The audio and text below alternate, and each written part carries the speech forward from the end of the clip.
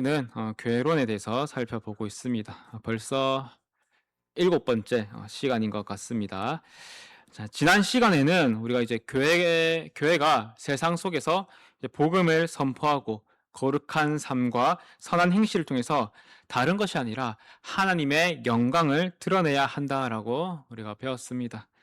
교회가 세상 가운데서 무엇을 해야 하는가라고 했을 때 바로 복음 선포 또한 거룩한 삶과 이제 선한 행실을 통한 하나님의 영광을 드러내는 것이다 라는 것을 살펴보았습니다.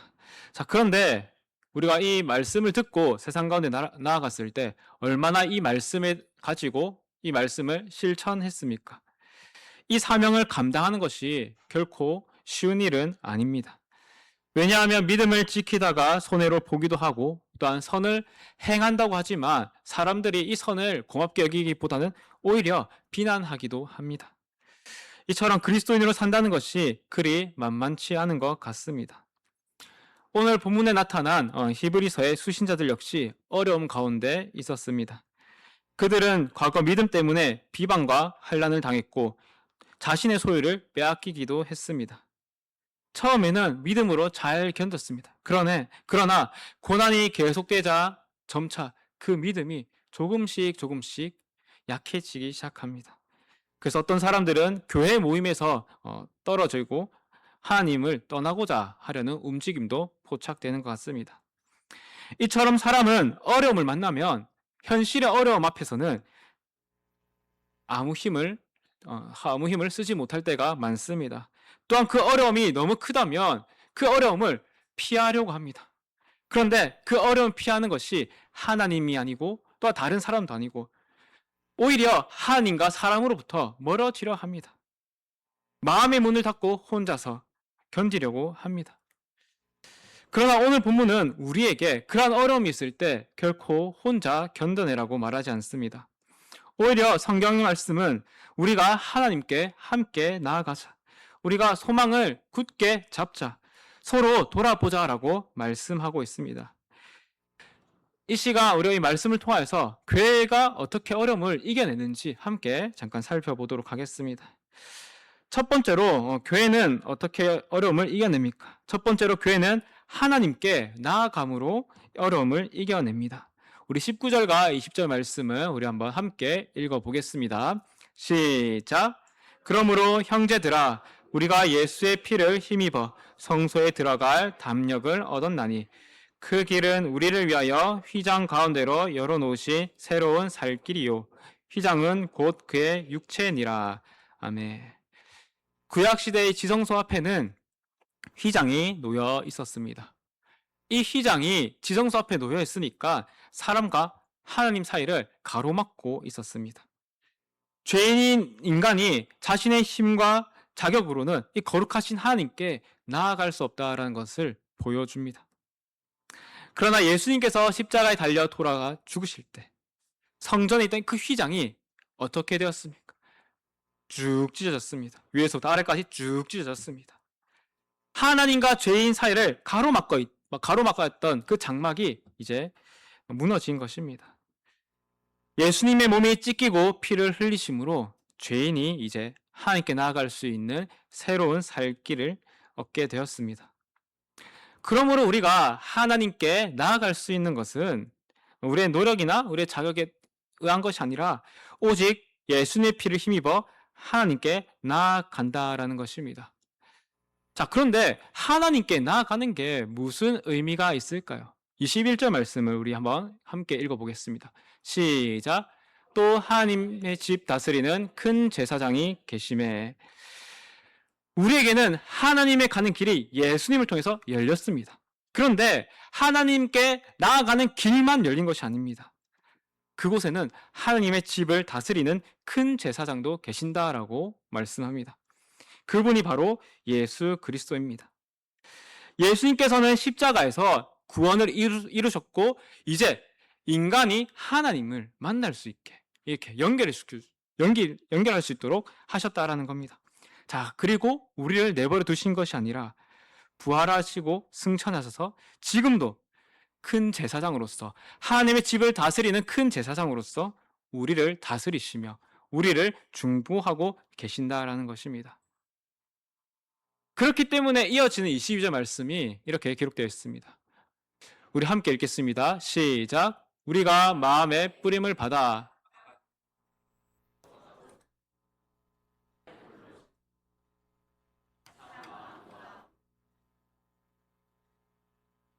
아멘. 큰 제사장이신 예수 그리스도의 이 십자가 은혜가 있기 때문에 우리는 하나님께 나아갈 수 있습니다. 다시 말해서 어떤 고난과 역경이 찾아오더라도 예수 그리스도를 의지하여서 하나님께 나아갈 때 우리는 다시 힘을 얻게 됩니다. 우리가 하나님으로 가는 그 길이 열렸기 때문에 우리는 하나님께 이제 앞으로 나아갑니다. 그리고 그 길을 갈 수 있도록 우리 예수님께서 중보해 주신다고 하네요. 그러니까 우리가 어려움을 이겨낼 수 있는 겁니다.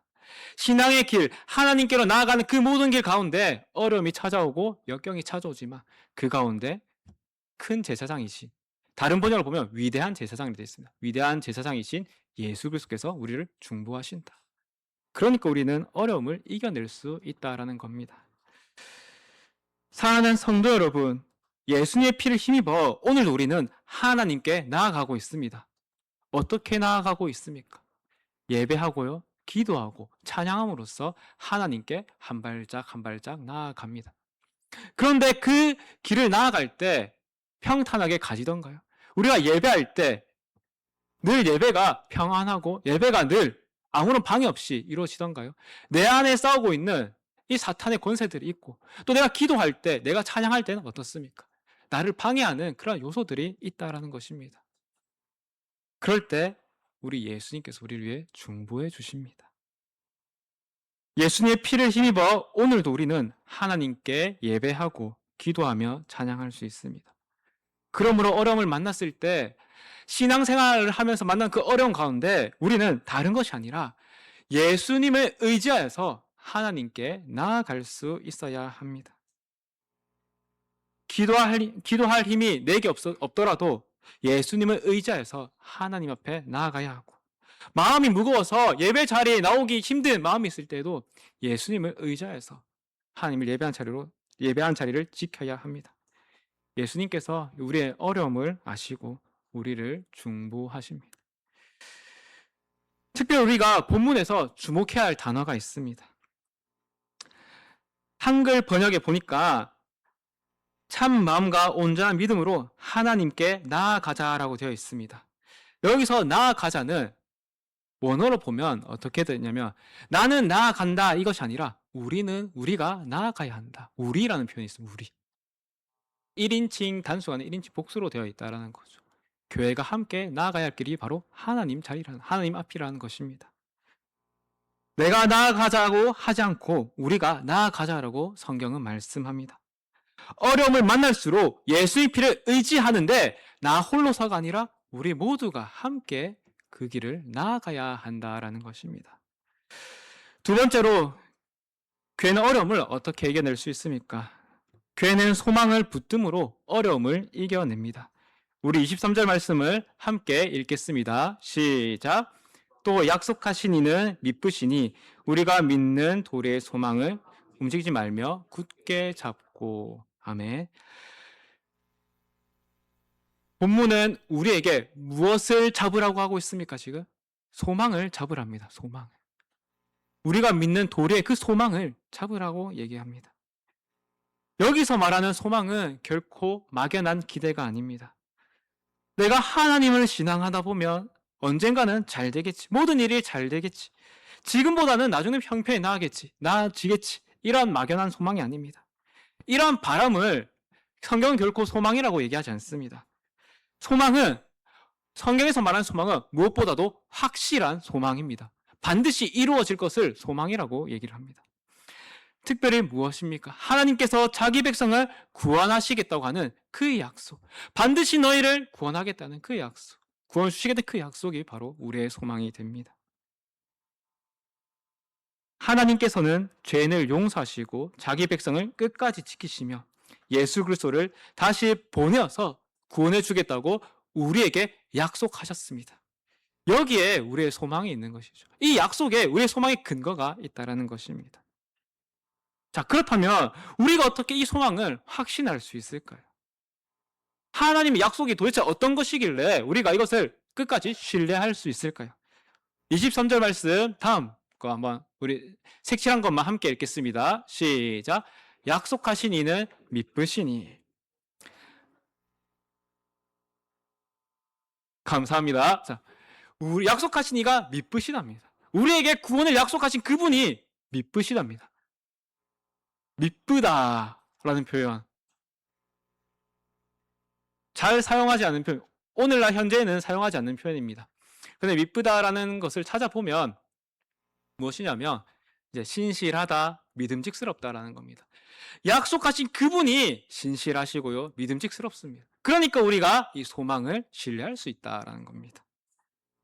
우리의 소망이 확실한 이유는 우리의 믿음이 강하기 때문이 아니라 약속하신 그 하나님께서 신실하시기 때문입니다. 우리의 감정과 형편은 시시때때로 변합니다. 날마다 변합니다. 우리의 믿음도 때로는 흔들리기도 합니다. 그러나 약속하신 하나님은 어떻습니까? 결코 변하지 않으십니다. 하나님께서는 거짓말하지도 않으시며 자기 백성과 맺으신 그 언약을 반드시 지키십니다. 그래서 히브리서 6장 19절에 보면 소망을 두고 굉장히 독특한 표현이 나옵니다. 우리 한번 색칠한 부분만 함께 읽겠습니다. 시작. 이 소망을 가지고 있는 것은 영혼의 닷 같아서. 소망을 영혼의 닷이라고 표현하고 있습니다. 닷이 무엇입니까? 배가 움직이지 않도록 닷이 배를 고정해 주는 것이 바로 닷입니다. 배가 폭풍 속에 떠내려가지 않기 위해서 닷을 내립니다. 그러면 어떠한 파도가 쳐도 바람이 불어도 닷에 의지하여서 배는 더 이상 떠나지 않습니다. 배가 파도를 만나고 바람을 만나더라도 떠내려가지 않는 것은 바로 이 닻이 있기 때문입니다. 사랑하는 성도 여러분, 우리의 삶에도 우리가 어찌할 수 없는 파도가 치고요, 우리가 어찌할 수 없는 바람이 붑니다. 내가 가야 할 길이 분명히 있지만, 그 신앙의 길이라는 것이 분명히 있지만, 내가 받은 그 사명이 분명히 있지만, 그 길을 감에 있어서 우리는 바람을 만납니다. 파도를 만납니다. 그러나 그 삶의 바람이 거칠고 그 신앙의 파도가 높다고 해서 하나님의 언약이 흔들리는 것은 아닙니다. 신실하신 하나님의 언약이 우리의 영혼을 붙드는 닻이 됩니다. 이 닻이 있기 때문에 배가 쓰러지지 않습니다. 또한 알지 못하는 곳으로 떠내려가지 않습니다. 마찬가지로 우리 하나님의 이 약속, 이 언약이 우리를 붙들고 있기 때문에 우리는 이 믿음의 자리에서 그 어려움을 이겨낼 수 있다라는 것입니다. 현재의 어려움이 우리가 마주할 마지막은 결코 아닙니다. 교회의 마지막은 고난이나 실패가 아닙니다. 교회가 장차 마주할 마지막은 바로 예수 그리스도께서 다시 오시는 것과 우리가 받은 구원이 완성되는 것입니다. 확실한 승리가 주어져 있다는 것입니다. 신실하신 하나님께서 그 사실을 분명히 약속하셨습니다. 그렇기 때문에 그 날을 향해서 오늘도 우리는 그 어려움을 이겨내며 신앙생활을 계속해서 나아갈 수 있어야 합니다. 세 번째로, 교회는 어떻게 어려움을 이겨냅니까? 교회는 서로를 돌봄으로 어려움을 이겨냅니다. 우리 24절과 25절 말씀 함께 읽어보겠습니다. 시작. 서로 돌아보아 사랑과 선행을 격려하며.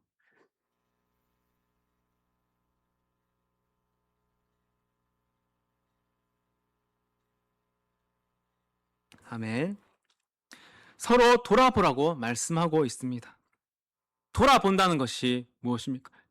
돌아보는 걸까요, 이게? 서로의 형편을 살피고 서로의 마음을, 서로의 영적 상태를 계속 다독여주고 어루만져주는 것이 돌아보는 것입니다. 교회는 혼자가 아니라 공동체입니다. 하나님께서는 우리를 구원하시기로 하시고 각자 홀로 살아가게 두지 않으셨습니다. 교회라는 공동체 속에서 살도록 하셨습니다. 우리를 그리스도의 몸인 교회로 부르셨고 또 그 가운데 서로를 돌보며 살아가게 하셨습니다. 그렇기 때문에 우리는 서로 돌아볼 수 있어야 합니다. 교회가 모이는 목적도 단순히 같은 장소에 있어서 같은 장소에 앉아 있으려고 교회가 있는 것이 아닙니다. 서로를 돌아보고 서로 가운데 사랑과 선행으로서 격려하며 흔들리는 믿음을 붙잡아 주기 위해서 이 교회가 있는 것입니다. 내가 낙심할 때 교회 다른 성도께서 그 낙심하는 마음을 어루만져 줘야 한다는 거죠. 특별히 직분자들이 그 역할을 감당하고 있지 않습니까? 교회 성도님 가운데 어려움이 있으면 찾아가서 그 어려움을 살피고 그 어려움 가운데 위로와 참 평안을 줄 수 있을 때, 그때 그 낙심한 영혼이 평안을 얻게 됩니다. 이 일들을 교회 공동체가 감당한다는 것입니다. 기도를 할 때 나를 위해서만 기도하는 것이 아니라 다른 성도를 위해서, 그 다른 성도를 위한 기도가 상대방을 붙들어 준다라는 것이죠. 또한 내가 신앙생활을 하다가 하나님의 그 언약을 향한 그 믿음이 흔들릴 때 공동체가 말씀으로서 권면해 줄 수 있어야 합니다. 그래서 다시금 그 언약의 말씀 붙들고 다시 신앙생활을 할 수 있도록 이렇게 서로를 돌봐야 한다라는 겁니다. 내가 잘못된 길로 갈 때는 어떻습니까? 그때도 마찬가지로 옆에 있는 교회 지체분들이, 교회 공동체가 다른 길로 가지 않도록 손을 붙잡아주고 바른 길로 인도할 수 있어야 합니다. 혼자 있으면 넘어졌을 때 일으켜줄 사람이 없습니다. 다리를 다쳐서 넘어져 있는데 그 어떤 사람이 벌떡 일어나서 제 갈 길을 갈 수 있겠습니까? 그러나 교회는 함께 하는 공동체이기 때문에 누군가 넘어져도 다시 손을 잡고 일어서서 함께 나아갈 수 있습니다. 그럼 우리가 매주 교회에 나올 때마다 나의 개인 신앙을 위해서 오는 것도 맞지만 그것만으로서 그쳐서는 안 됩니다. 나의 신앙뿐만 아니라 주변을 한번 돌아보시기 바랍니다.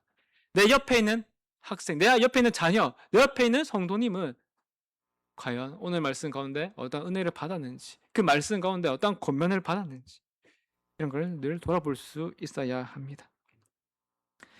특별히 오늘 우리가 읽었던 말씀 25절에 보니까 마지막에 보니 이런 표현이 있습니다. 그날이 가까움을 볼수록 더욱 그러하자. 주님의 날이 가까우면 가까울수록 우리는 더욱더 모이기에 힘써야 합니다. 더욱더 말씀으로 서로를 권면할 수 있어야 합니다. 그리고 더욱더 사랑과 선행으로서 격려할 수 있어야 합니다. 교회는 어려울수록 서로를 더욱 가까이 하고 사랑과 선행을 격려하며 함께 어려움을 이겨냅니다. 세상과는 전혀 다른 방식인 거죠. 세상은 힘들면 나 몰라라 하고 가는 것이 세상입니다.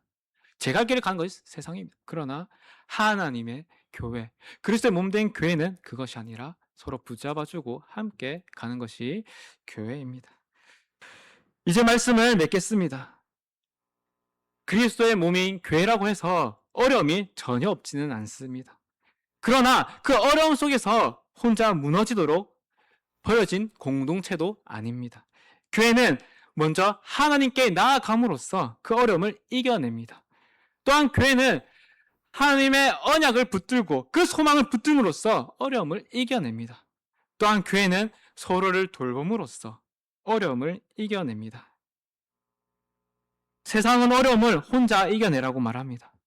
그러나 우리에게는 하나님께 나아가는 새로운 살 길을 여신 예수 그리스도가 항상 함께 계십니다. 오늘 오전 말씀을 빌리자면 또 다른 보혜사 역시도 우리와 함께 하고 있습니다. 우리를 위해 지금도 중보하고 계시는 그 큰 제사장이신 예수 그리스도 있다는 사실을 잊지 마시기 바랍니다. 우리를 끝까지 구원하시겠다고 약속하신 그 신실하신 하나님이 계시다는 것을 잊지 마시기 바랍니다. 그리고 우리의 믿음을 붙들어줄 성령의 공동체인 교회 공동체가 있다는 사실을 잊지 마시기 바랍니다. 삶 가운데 어려움이 찾아왔습니까? 하나님에게서 멀어지지 말고 예수님의 피를 의지하여 하나님께 나아가시기 바랍니다. 믿음이 흔들리십니까? 그럴 때마다 수없이 변하는 나의 감정을 따르는 것이 아니라 신실하신 하나님의 언약을 붙드시기 바랍니다. 또한 외롭고 지칠 때가 있습니까? 혼자 견디지 말고 교회 공동체 안에서 도움을 구하시기 바랍니다. 사랑하는 성도 여러분, 교회는 함께 하나님께 나아가고 하나님의 언약을 함께 붙들며 서로를 사랑으로 돌봄으로 모든 어려움을 이겨내는 공동체입니다. 그날이 가까우면 볼수록 더욱더 함께 하나님께 나아가고 더욱더 굳게 소망을 붙들며 더욱더 깊이 서로 사랑하는 우리 교회가 되기를 바랍니다. 우리 이 시간